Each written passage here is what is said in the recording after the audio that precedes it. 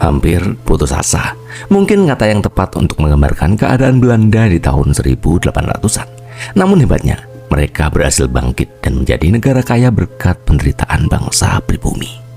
Bangkrut setelah perang, Belanda saat itu baru saja mengalami berbagai perang besar yang menghancurkan ekonomi negaranya.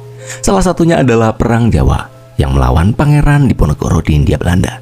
Perang itu sangat menguras biaya dan tenaga. Kas negara kosong.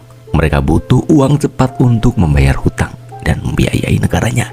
Hingga suatu hari, seorang pria bernama Johannes van der Bos dipilih untuk mengatasi masalah ini.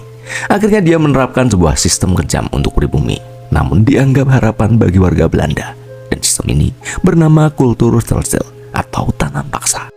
Tanam paksa adalah kebijakan yang memaksa rakyat pribumi menanam tanaman ekspor seperti kopi, tebu, teh, dan tembakau di sebagian tanah mereka.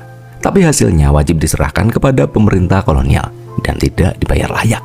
Dan akibatnya, bagi rakyat Indonesia, kelaparan dan kemiskinan merajalela karena lahan untuk pangan menjadi berkurang. Banyak petani mati karena kerja paksa. Yang terakhir, kekuasaan para pejabat lokal disalahgunakan. Terjadi banyak korupsi dan penyiksaan. Namun siapa sangka, bagi warga Belanda, dalam waktu singkat, hasil dari tanaman ekspor dari Hindia Belanda membanjiri Eropa. Sekitar 1/3 anggaran negara Belanda pada dekade 1840 hingga 1850 berasal dari keuntungan sistem tanam paksa. Dan yang terakhir, Belanda bisa membangun rel kereta api, pelabuhan, gedung pemerintahan, dan pendidikan di negerinya berkat hasil penderitaan rakyat Indonesia. Ketika rakyat kelaparan dan menderita, Belanda justru mengalami kebangkitan ekonomi dan kemajuan infrastruktur. Tanam paksa lahir dari krisis Belanda dan menjadi penyelamat ekonomi mereka, namun dengan harga yang sangat mahal. Penderitaan jutaan rakyat Indonesia. Van den Bos dipuji di Belanda sebagai penyelamat ekonomi dan bahkan dianggap sebagai pahlawan. Sistem ini mulai dikritik di kalangan Belanda sendiri.